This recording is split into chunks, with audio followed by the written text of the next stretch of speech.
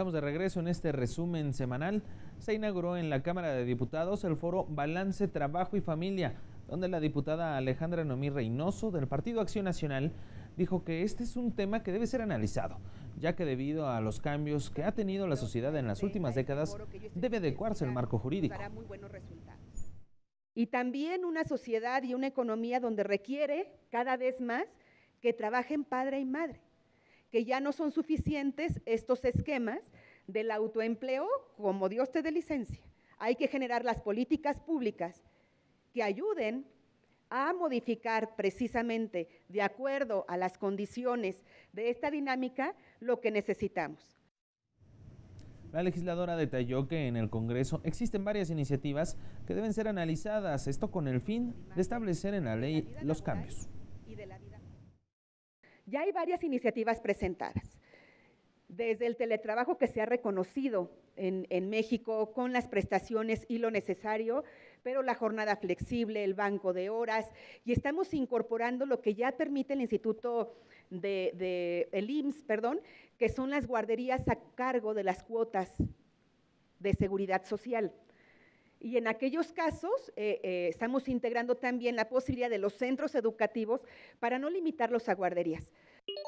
Lorena Martínez de la Universidad Anáhuac informó que la encuesta nacional de hogares señala que en la actualidad el 38% de las mujeres lideran las familias, que hay niveles más altos de divorcios que de matrimonios registrados. Hoy por hoy, este dato también es del INEGI. Mientras que en el año 2000 alrededor de solamente el 30% de las mujeres formaban parte o porcentaje de la población económicamente activa, pues hoy las mujeres forman el 38% de la población económicamente activa que participa en actividades laborales. A la nueva cultura laboral en el mercado formal e informal no se han sumado las mujeres porque estas siempre han estado presentes en el campo productivo, explicaron las panelistas de la segunda ponencia. Señalaron además los principales problemas que enfrenta un trabajador en el país. El tema principalmente y que más les hacía ruido, que más les preocupaba y que les preocupa todavía es el tema de los horarios, ¿no?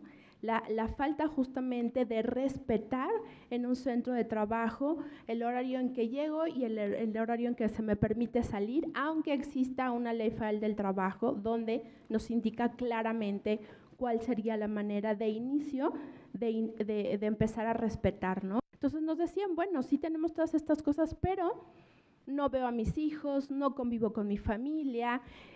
Ya hay un desorden no solamente familiar, sino personal, emocional, social, que se refleja también en esta parte del trabajo, ¿no? Académicas explicaron que se debe trabajar en la paridad de salarios entre hombres y mujeres.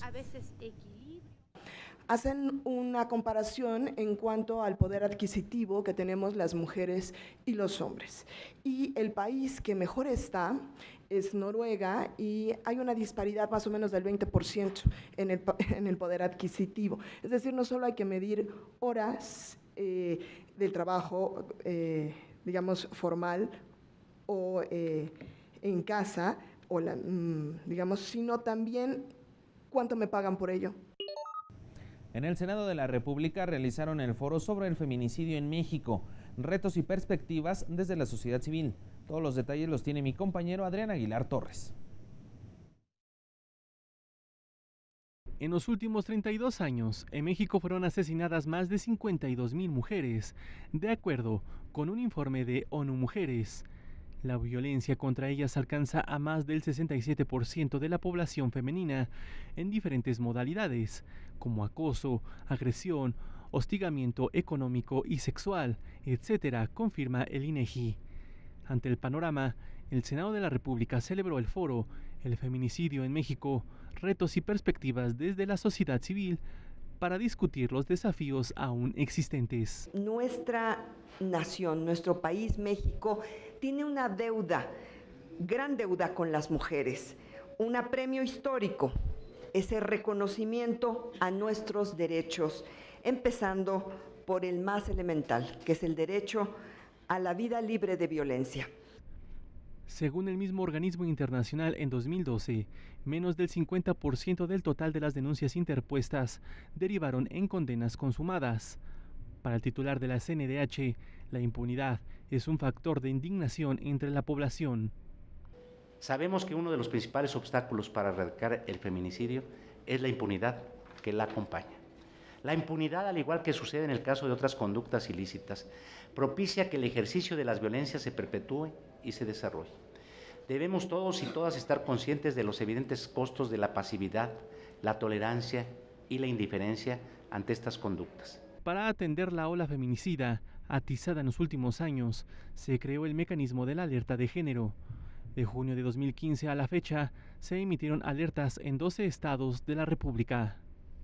La responsabilidad de garantizar el derecho a una vida libre de violencia es del Estado mexicano y de las instituciones de gobierno, pero también la sociedad juega un papel fundamental. La responsabilidad de hacer cumplir esa obligación y transformar la realidad brutal que viven cotidianamente las mujeres es nuestra, de todas y de todos los actores sociales. Uno de los grandes problemas está vinculado con la capacitación de funcionarios sobre cómo prevenir y atender a las víctimas. Que las y los servidores públicos medio odian el tema, porque lo odian porque están hartos de sentir que van a capacitaciones donde creen que están perdiendo su tiempo y no le ven una utilidad real para su trabajo, no hay una vinculación real con lo que se les enseña y con lo que ellos hacen. No se está midiendo el impacto de las capacitaciones, se invierte muchísimo dinero, no sabemos qué pasa, cuántas horas, cuántas horas se imparten, quiénes imparten esas capacitaciones, si realmente hay un programa estructurado detrás, cómo lo van a aplicar a su trabajo. Incluir a la Suprema Corte será otro paso para erradicar el delito.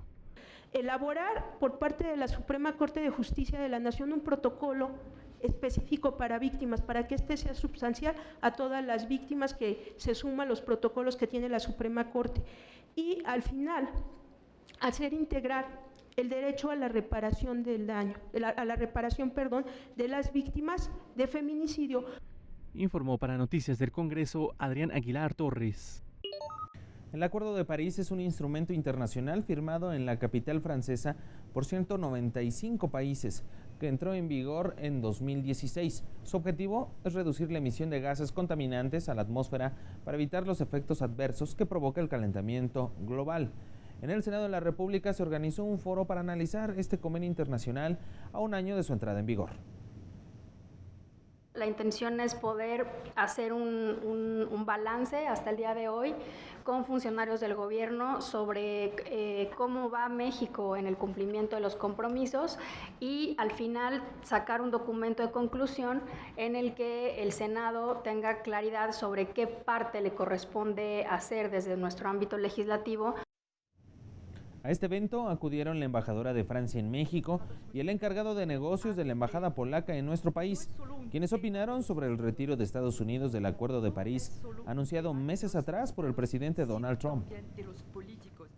No hay ningún plan B. Es irreversible el Acuerdo de París y todo lo que vamos a hacer para implementar este acuerdo. Y desde entonces muchos países han seguido sumándose a nuestros esfuerzos en lugar de retirarse o retroceder. Ahora todos tenemos el reto de seguir con este acuerdo e implementarlo. Como todos sabemos, no es fácil, pues ya se habló de ciertos obstáculos de algunos países que no están de acuerdo con este pacto y se retiraron. Pero bueno, a nosotros los polacos no nos gusta hablar de los problemas, nos gusta hablar de los retos. El primer panel de la mesa de trabajo fue dedicado al análisis de retos y oportunidades que brinda el Acuerdo de París para nuestro país. La senadora Silvia Garza, presidenta de la Comisión de Cambio Climático, afirmó que el Congreso de la Unión debe impulsar legislación que permita atender los efectos adversos del calentamiento global. Los efectos del cambio climático. Nosotros tenemos que desde aquí, desde el Senado, desde el Poder Legislativo, acompañar iniciativas de ley que puedan darle a México ese soporte tan necesario de un estado, de un país costero, donde 17 estados son costeros, más de la mitad. Miguel Ruiz Cabañas, subsecretario de la Secretaría de Relaciones Exteriores, manifestó su preocupación por los esquemas de financiamiento que permitirán el cumplimiento de los acuerdos de París ante el retiro de Estados Unidos y su respectiva aportación a este convenio. Pero no se puede revertir esa expectativa. Tenemos que hacer esfuerzos y tenemos que buscar nuevas fuentes de financiamiento. Y creo que aquí es donde está el reto principal en los próximos meses y años, cómo lograr un nivel adecuado de financiamiento. Por su parte, Dolores Barrientos Alemán, representante para México del Programa de Naciones Unidas para el Medio Ambiente, indicó que los países firmantes del Acuerdo de París, incluido México, no cumplen con las expectativas de reducción de emisiones contaminantes.